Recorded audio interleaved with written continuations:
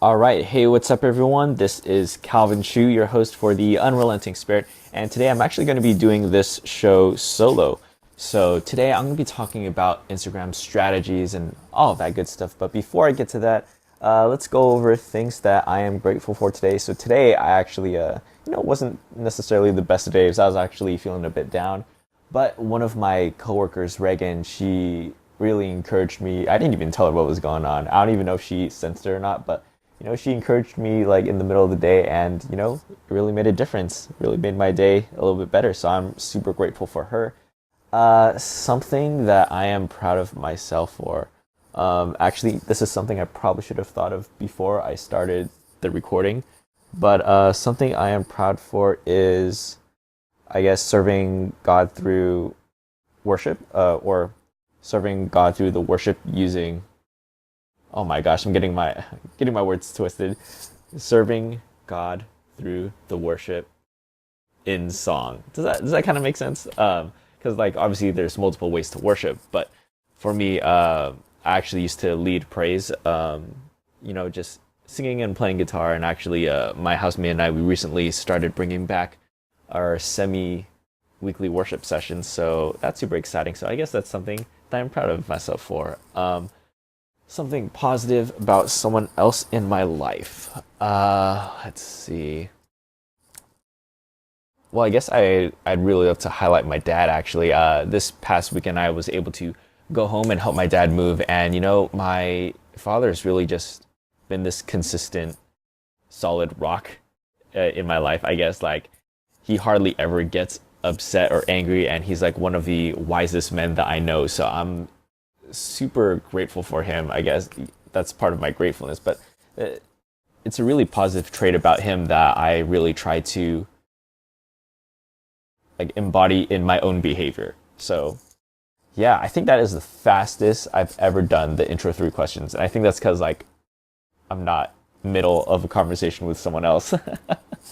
So anyways, we've got that covered. So let's move on to Instagram. So sure everyone's noticed by now, Instagram has changed again. And in my opinion, it's for the better. So originally, Instagram was a reverse chronological order newsfeed. So depending on whenever you opened up your app, you would see the most recent post by whoever you followed, at least in your newsfeed or whatever that section is called. And then a bit after, I think this was maybe starting 2017, or maybe it was midway through 2017, they changed it to be engagement based. So then posts that received higher engagements by you, your friends, or just in general were put higher priority on your newsfeed. So what that caused was some people ended up never seeing posts by their friends because they just weren't getting as many engagements. Like if it was a friend with like only like 10 followers and like 0 likes when they posted a photo, but you wanted to see that photo, you'd have to go to that friend's profile just to find it. And you wouldn't even know unless you turned on notifications. So, oh man, the way I just put it makes it sound really bad. But, it wasn't completely bad. It actually opened up a lot of doors for many people to become very popular on Instagram through Instagram pods. Which I can actually just explain right now. So Instagram pods are basically message groups on Instagram. So if you go to the messaging section of Instagram, you just go to your home. Actually, let me open up my Instagram app just to make sure I'm directing you correctly. At the very bottom left-hand corner, there is a home button. And then once you tap that, on the top right, there is a messenger or like paper airplane icon. Once you tap that, you can see all of your messages. Now you can create messages.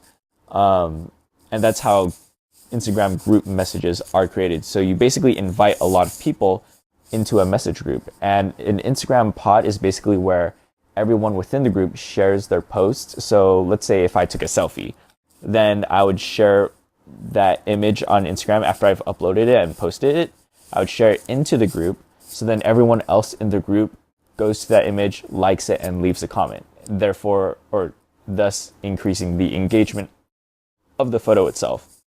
Now, what that allowed people to do was to really take advantage of the system. And so you get like Instagram pods of like thousands of people just like sending in posts and other people liking, commenting. Obviously, there's not much regulation, and it is kind of like based on the honor system, because people could easily just not like or comment other people's things. But usually, if you're in a pod, your goal is to increase your engagement. So I would say most people probably do it. Another difficult thing about it is, and still to this day, you can't remove people from groups. There's no admin of any group. So this is different than Facebook groups or Facebook group messages where you can kick people from the chats. But in Instagram, people can only leave. People cannot be removed.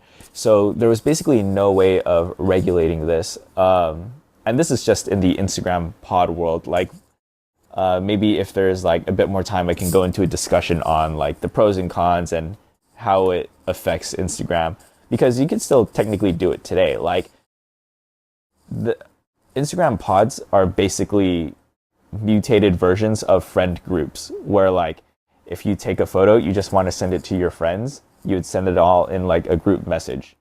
So Instagram pods are just a mutated form of that, where the goal is just to purely increase engagement, and that ignores whether or not other people are actually interested in the content that you have.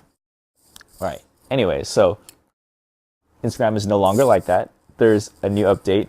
Obviously, Instagram pods do exist, but the update is mainly with regards to how posts appear on your newsfeed.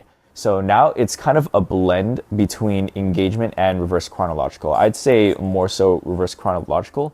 But, from what I'm seeing, it's pretty much a mix of both. And it's actually a nice balance, in my opinion. What that means is that engagement groups are less effective. And you're really only going to be seeing posts from people you follow, and only those posts that people are engaging with, only the ones that are being engaged by your friends and people you also follow are really the ones that are going to be pushed up to your newsfeed. So for the most part, it functions a lot like the original Instagram reverse chronological, except occasionally the top post or the second post that you see in your newsfeed is just the ones that are most engaged with by your friends. There's also some other changes rolling around on Instagram too, and not all of these are officially documented in places. I've done a lot of research and reading, but like honestly, I don't remember any of the sources. This is just information that I've read and digested and applied on my own, and that I'm now sharing with you. So one of the things is using hashtags in the comment section. So, and this doesn't apply to other people commenting with hashtags. This is just you yourself making a post and then commenting on your post with a hashtag. So for those of you who don't know, this still works where you can make a post on Instagram, and then to avoid the hashtags appearing within the post, usually what people would do is comment immediately after posting with all the hashtags they wanted to use, which, isn't necessarily a bad thing. And I actually much prefer that, just because it cleans up the post itself. But now with all the changes and from the sources that I've read, that's actually going to start being penalized. Now, if you're not familiar with what a shadow ban is basically a very indirect type of ban that Instagram does, where if you violate any of like the rules, when you use a certain hashtag, your post won't appear within that hashtag search, except to people who already follow you. So obviously Instagram has a negative effect if you're trying to reach more people, but it doesn't affect the people that are already following you, thankfully.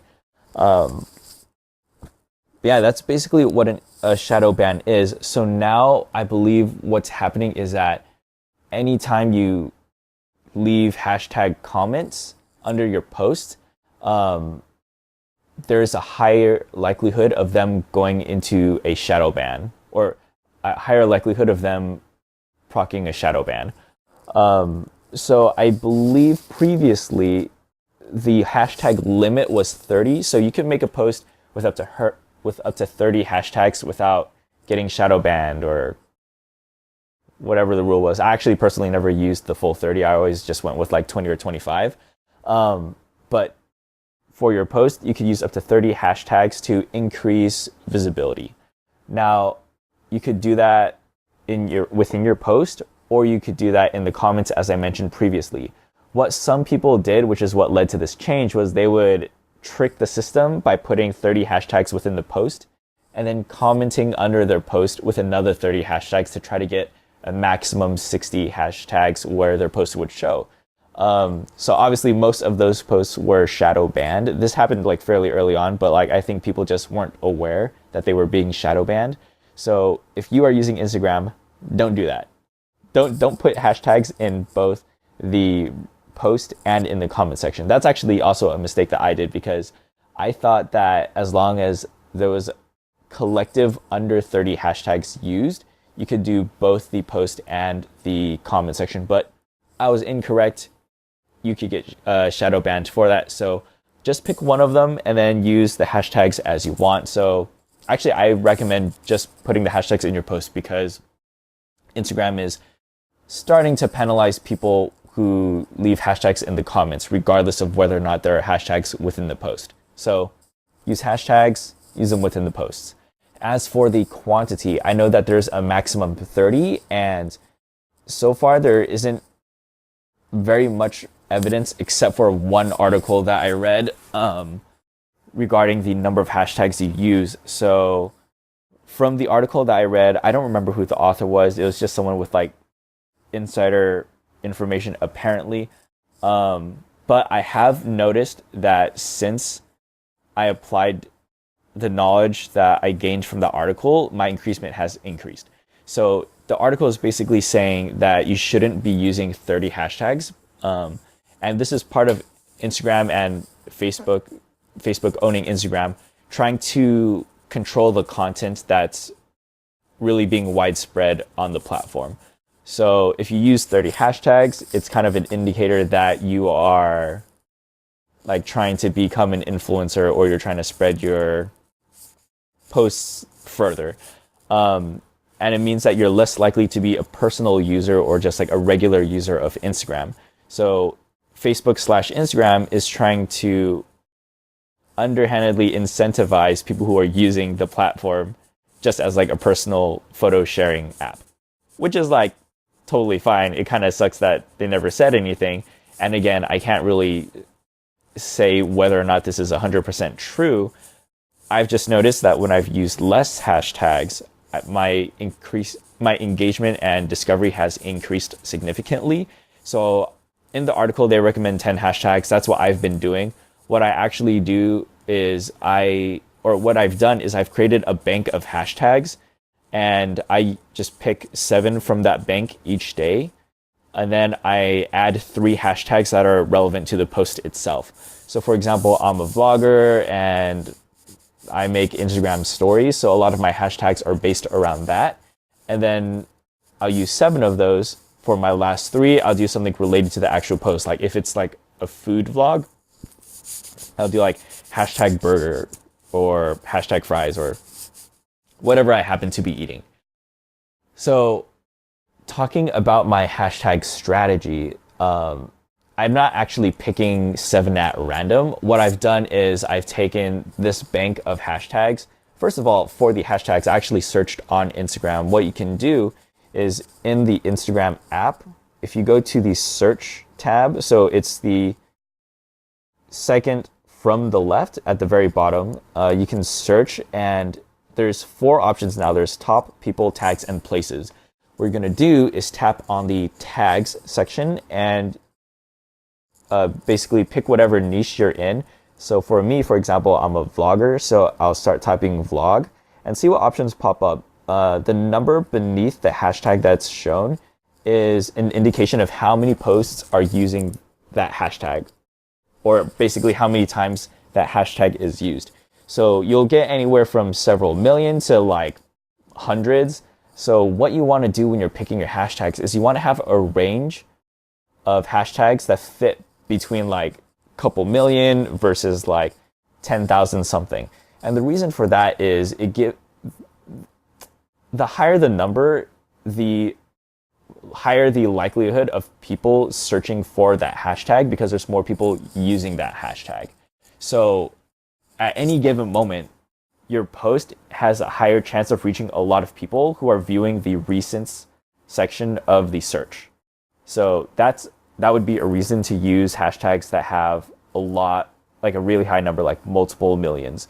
On the complete opposite end, if you're using a hashtag that isn't used very much and your post happens to get higher engagement, so let's say you get like 50 likes on that post versus the average for that hashtag is like 20, your post is going to appear in the top section, and it'll basically remain in the top section until it's no longer relevant based on the timestamp, or some other post beats it in engagement numbers.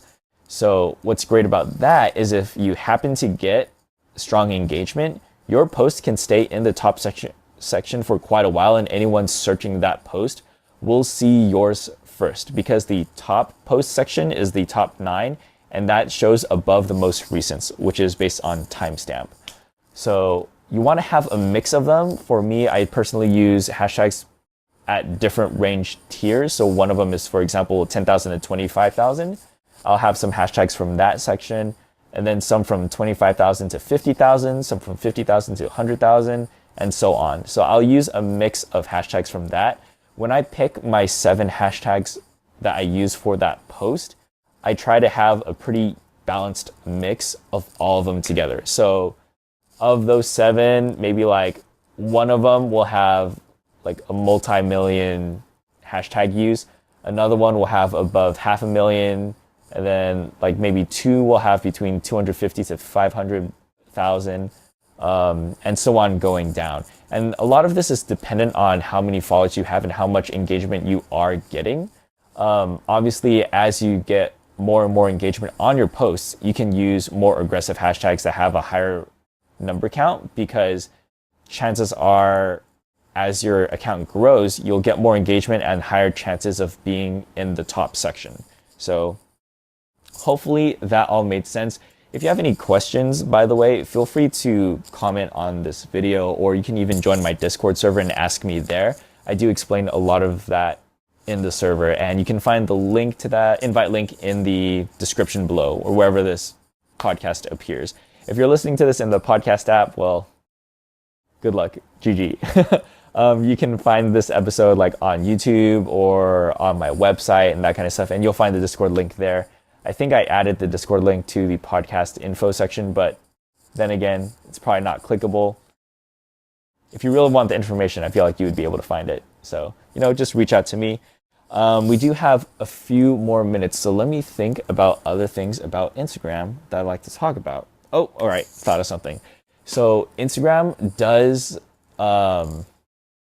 favor people who post consistently. So by consistently, it doesn't necessarily mean very often. You could post like once a week, and that to Instagram's algorithm is better than someone who posts like once a week for a month. So that's 4 posts, and then all of a sudden stops posting for like 2 weeks. This also applies for me, for example. I post every day. Because I post every day, I'm gaining the favor of Instagram's algorithm. Once I stop, or once I break that cycle, it's going to be very hard for me to get back into the same level of engagement, because Instagram just prioritizes consistent release. And even speaking outside of the Instagram algorithm, it's just good for your audience, like if you're consistent in your posting. Because if you're posting like every Monday and Thursday, for example, for like 2 months, and all of a sudden you switch to like Wednesdays and Saturdays, people are obviously going to be confused. Especially those people who are looking for your content and are regularly engaging with you. So it's generally just a good habit to stay consistent with your posts. When it comes to post descriptions, I usually recommend using at least like 2 to 3 sentences to talk about what you're posting. If you can't think of 2 to 3 sentences to talk about whatever you're posting about, you might want to like rethink what content you're posting. And this is if you are serious about growing your Instagram following. And if you really can't think of anything, but you really want to post something, you could just ask a question of the audience or the people who are following you, or maybe relate it to something else that's happening in your life, or just tell a story. Like, use that post as an opportunity, but like, don't just leave posts blank. And please use hashtags. Like, you can use more than 10. I know I recommended 10, but then again, everything with a grain of salt. Like, I can't 100% trust that article. I'm only executing based on the results that I see. And basically, in this past 3 weeks, by the way, I had a new Instagram account. So I went from 0 followers to now over 400 in less than 3 weeks using these strategies that I just shared with you. And a few more, but basically, if you follow these, it'll definitely help you with your Instagram strategy. So I definitely recommend re-listening to this episode of the podcast if you really want to familiarize yourself with Instagram, and definitely reach out to me on Discord or in the comment section if you have any questions, and I'd be very happy to answer any of them. So wow, we hit the 20-minute mark. I might have to do another episode of Instagram, but anyways, thank you all for listening. I hope you really enjoyed this episode. I have been releasing episodes consistently on Mondays and Thursdays now, so I'm hoping to keep that consistent. So, if you like it, give it a like. If you're listening to this in the Apple Podcast Store, please rate this podcast. Give it a 5-star if you think it's great. I mean, if you don't think it's great, rate how you feel it deserves. But I'd love those 5 stars because there's a lot of content that we've been sharing, and I think it'd be hugely beneficial to a lot of listeners. And having a higher rating would just help other people discover this podcast more easily. So, anyways, have a great rest of your day or your night, whatever time it is, whatever time it is that you are listening to this. Remember to be your best self, and in whatever you do with your life, live a life worth telling.